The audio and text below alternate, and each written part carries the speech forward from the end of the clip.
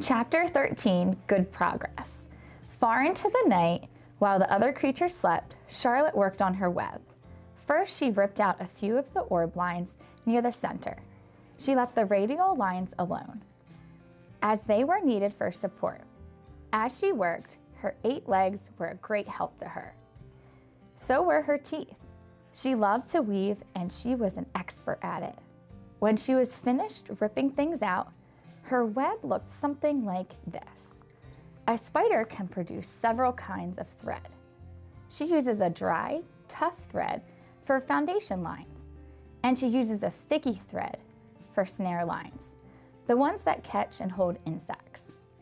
Charlotte decided to use her day thread for writing the new message. If I write the word terrific with sticky thread, she thought, every bug that comes along will get stuck in it and spoil the effect. Now let's see. The first letter is T. Charlotte climbed to a point at the top of the left-hand side of the web. Swinging her spinnerets into position, she attached her thread and then dropped down. As she dropped, her spinning tubes went into action and she let out thread. At the bottom, she attached the thread. This formed the upper right part of the letter T. Charlotte was not satisfied. However, she climbed up and made another attachment right next to the first. Then she carried the line down so that she had a double line instead of a single line. It will show up better if I make the whole thing with double lines. She climbed back up, moved over about an inch to the left, touched her spinnerets to the web, and then carried a line across to the right, forming the top of the T. She repeated this, making it double. Her 8 legs were very busy helping. Now for the E. Charlotte got so interested in her work, she began to talk to herself, as though to cheer herself on. If you had been sitting quietly in the barn cellar that evening, you would have heard something like this. Now for the R. Up we go, attach, descend, payout line. Woo, attach, good. Up you go, repeat, attach, descend, payout line. Whoa, girl. Steady now, attach, climb, attach. Over to the right, payout line, attach. Now right and down and swing that loop and around and around. Now into the left, attach, climb, repeat, okay? Easy, keep those lines together. Now, then, out and down for the leg of the R. Payout line, woo, attach, ascend, repeat, good girl. And so talking to herself, the spider worked at her difficult task. When it was completed, she felt hungry. She ate a small bug that she had been saving. Then she slept. Next morning, Wilbur arose and stood beneath the web. He breathed the morning air into his lungs. Drops of dew catching the sun made the web stand out clearly.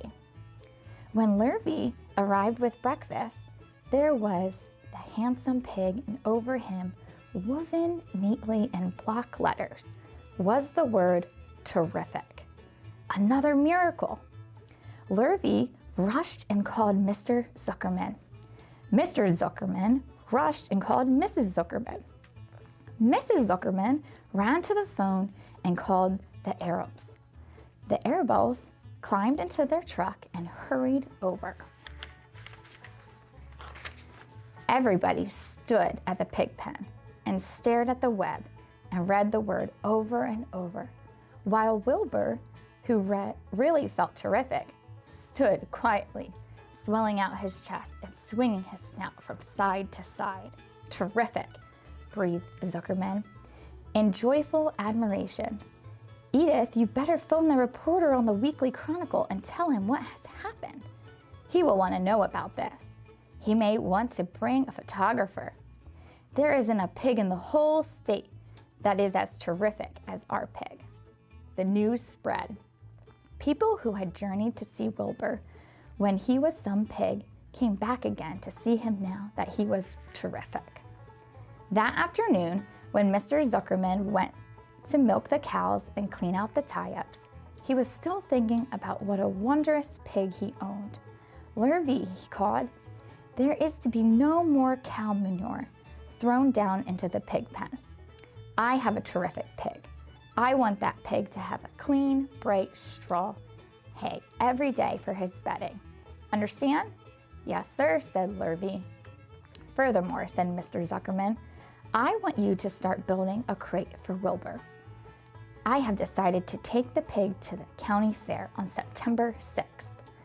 Make the crate large and paint it green with gold letters." "What will the letters say?" said Lurvy. "They should say, Zuckerman's famous pig." Lurvy picked up a pitchfork and walked away to get some clean straw. Having such an important pig was going to mean plenty of work. He could see that. Below the apple orchard at the end of the path was the dump, where Mr. Zuckerman threw all sorts of trash and stuff that nobody wanted anymore. Here is a small clearing hidden by young alders and wild raspberry bushes, as astonishing pile of old bottles and empty tin cans and dirty rags and bits of metal and broken bottles and broken hinges and broken springs and dead batteries and last month's magazines and old discarded dish mops and tattered overalls and rusty spikes and leaky pails and forgotten stoppers and useless junk of all kinds, including a wrong-sized crate for a broken ice cream freezer. Templeton knew the dump and liked it. There were good hiding places there, excellent cover for a rat, and there was usually a tin can with food still clinging to the inside. Templeton was down there now, rummaging around. When he returned to the barn, he carried in his mouth an advertisement he had torn from a crumpled up magazine. "How's this?" he asked, showing the ad to Charlotte. "It says crunchy." "Crunchy won't be a good word to write in your web." "Just the wrong idea," replied Charlotte. "Couldn't be worse. We don't want Zuckerman to think Wilbur is crunchy. He might start thinking about crisp, crunchy bacon and tasty ham. That would put ideas into his head. We must advertise Wilbur's noble qualities, not his tastiness. Go get another word, please, Templeton." The rat looked disgusted, but he sneaked away to the dump and was back in a while with a strip of cotton cloth. "How's this?" he asked. "It's a label off an old shirt." Charlotte examined the label. It said pre-shrunk. "I'm sorry, Templeton," she said, "but pre-shrunk is out of the question. We want Zuckerman to think Wilbur is nicely filled out, not all shrunk up. I'll have to ask you to try again." "What do you think I am, a messenger boy?" grumbled the rat. "I'm not going to spend all my time chasing down to the dump after advertising material." "Just once more, please," said Charlotte. "I'll tell you what I'll do," said Templeton. "I know where there's a package of soap flakes in the woodshed. It has writing on it. I'll bring you a piece of the package."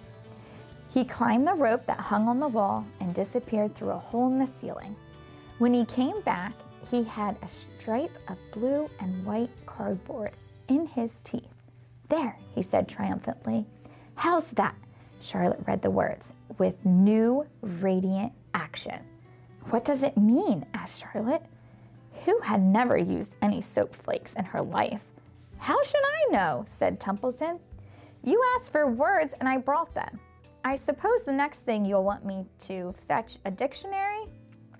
Together they studied the soap ad. "With new radiant action," repeated Charlotte slowly. "Wilbur," she called. Wilbur, who was asleep in the straw, jumped up. "Run around," commanded Charlotte. "I want to see you in action, to see if you are radiant." Wilbur raced to the end of his yard. "Now back again, faster," said Charlotte.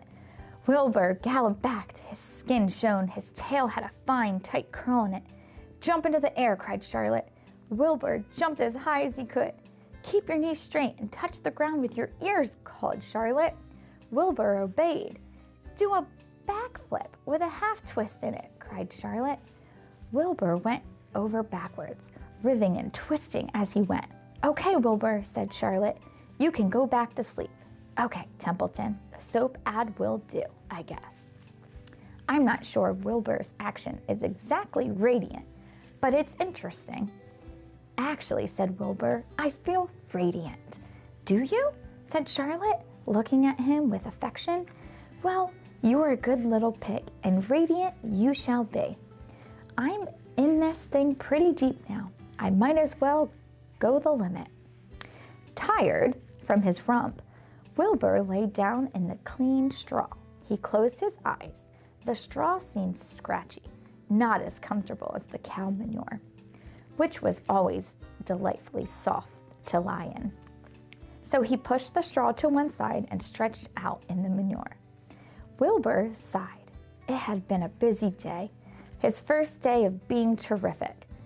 Dozens of people had visited his yard during the afternoon, and he had to stand and pose looking as terrific as he could. Now he was tired. Fern had arrived and seated herself quietly on her stool in the corner. Tell me a story, Charlotte, said Wilbur as he lay waiting for sleep to come. Tell me a story. So Charlotte, although she too was tired, did what Wilbur wanted. Once upon a time, she began, I had a beautiful cousin who managed to build her web across a small stream. One day, a tiny fish leaped into the air and got tangled in the web. My cousin was very much surprised, of course. The fish was thrashing wildly. My cousin hardly dared to tackle it, but she did. She swooped down and threw great masses of wrapping material around the fish and fought bravely to capture it. Did she succeed? Asked Wilbur. It was a never-to-be-forgotten battle, said Charlotte.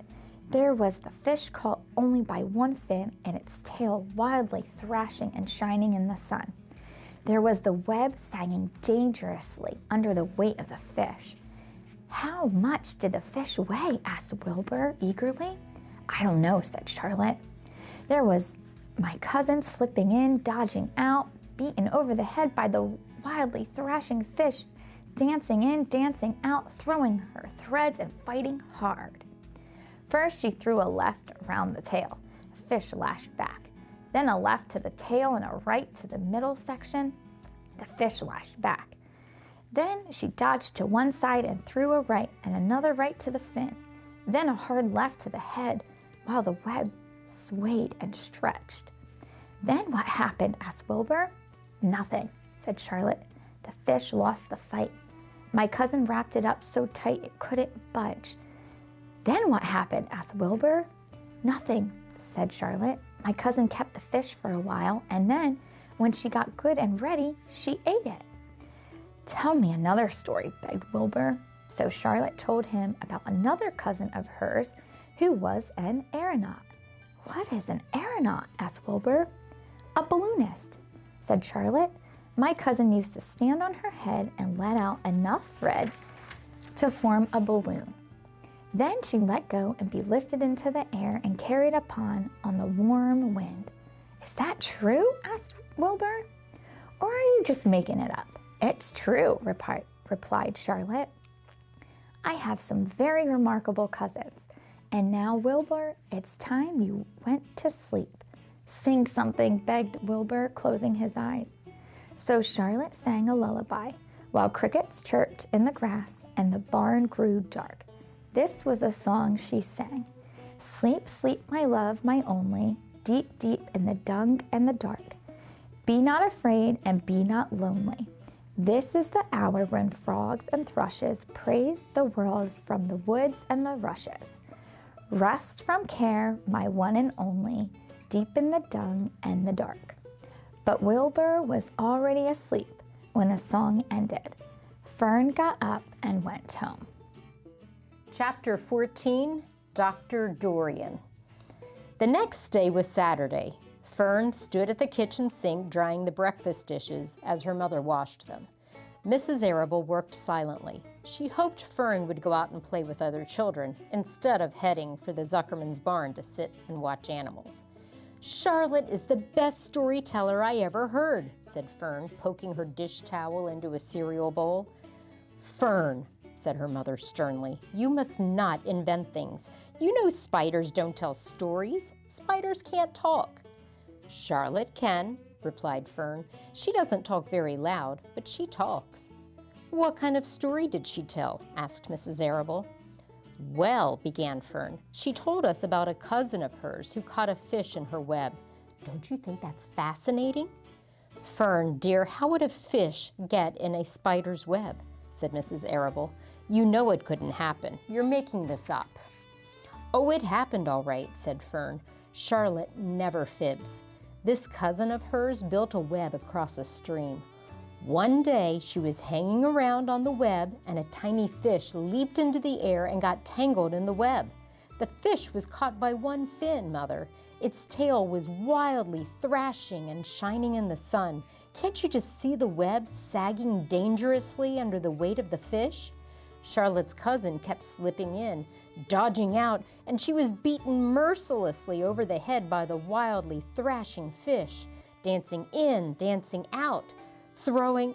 Fern, snapped her mother. Stop it. Stop inventing these wild tales. I'm not inventing, said Fern. I'm just telling you the facts. What finally happened? Asked her mother, whose curiosity began to get the better of her. Charlotte's cousin won. She wrapped the fish up, then she ate him when she got good and ready. Spiders have to eat the same as the rest of us. Yes, I suppose they do, said Mrs. Arable vaguely.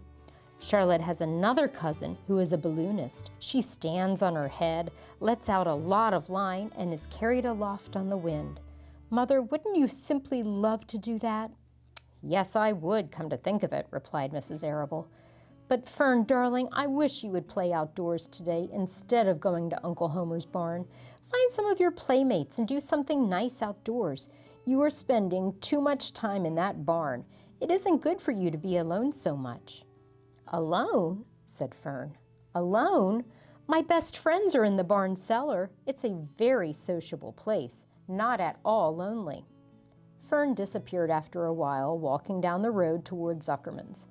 Her mother dusted the sitting room.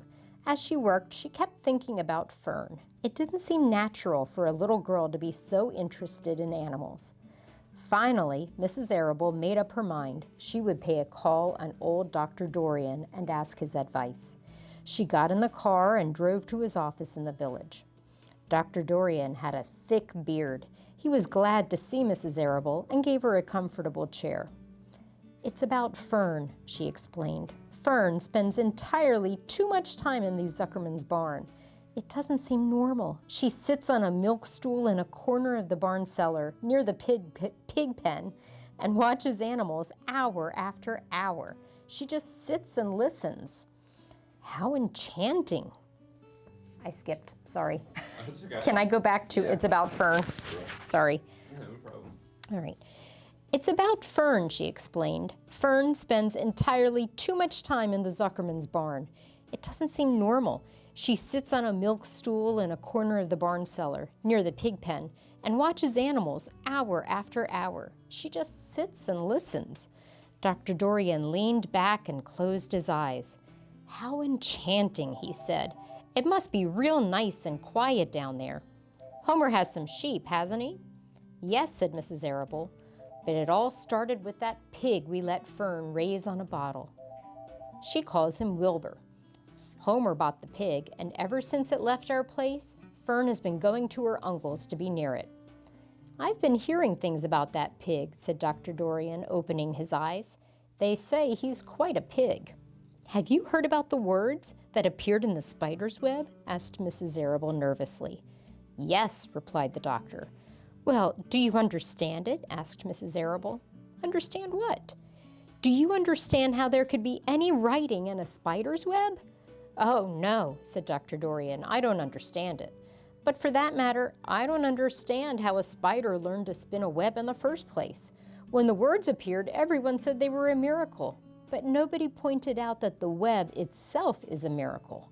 What's miraculous about a spider's web? Said Mrs. Arable. I don't see why you say a web is a miracle. It's just a web. Ever try to spin one? Asked Dr. Dorian. Mrs. Arable shifted uneasily in her chair. No, she replied, but I can crochet a doily and I can knit a sock. Sure, said the doctor, but somebody taught you, didn't they? My mother taught me. Well, who taught a spider? A young spider knows how to spin a web without any instructions from anybody. Don't you regard that as a miracle? I suppose so, said Mrs. Arable. I never looked at it that way before. Still, I don't understand how those words got into the web. I don't understand it, and I don't like what I can't understand. None of us do, said Dr. Dorian, sighing. I'm a doctor. Doctors are supposed to understand everything, but I don't understand everything, and I don't intend to let it worry me. Mrs. Arable fidgeted. Fern says the animals talk to each other. Dr. Dorian, do you believe animals talk? I never heard one say anything, he replied, but that proves nothing. It is quite possible that an animal has spoken civilly to me and that I didn't catch the remark because I wasn't paying attention. Children pay better attention than grown-ups. If Fern says that the animals in Zuckerman's barn talk, I'm quite ready to believe her. Perhaps if people talked less, animals would talk more. People are incessant talkers. I can give you my word on that. Well, I feel better about Fern, said Mrs. Arable. You don't think I need to worry about her? Does she look well? Asked the doctor. Oh, yes. Appetite good? Oh, yes, she's always hungry. Sleep well at night? Oh, yes. Then don't worry, said the doctor. Do you think she'll ever start thinking about something besides pigs and sheep and geese and spiders? How old is Fern? She's 8. Well, said Dr. Dorian, I think she will always love animals, but I doubt that she spends her entire life in Homer Zuckerman's barn cellar. How about boys? Does she know any boys? She knows Henry Fussy, said Mrs. Arable brightly. Dr. Dorian closed his eyes again and went into deep thought. Henry Fussy, he mumbled. Remarkable.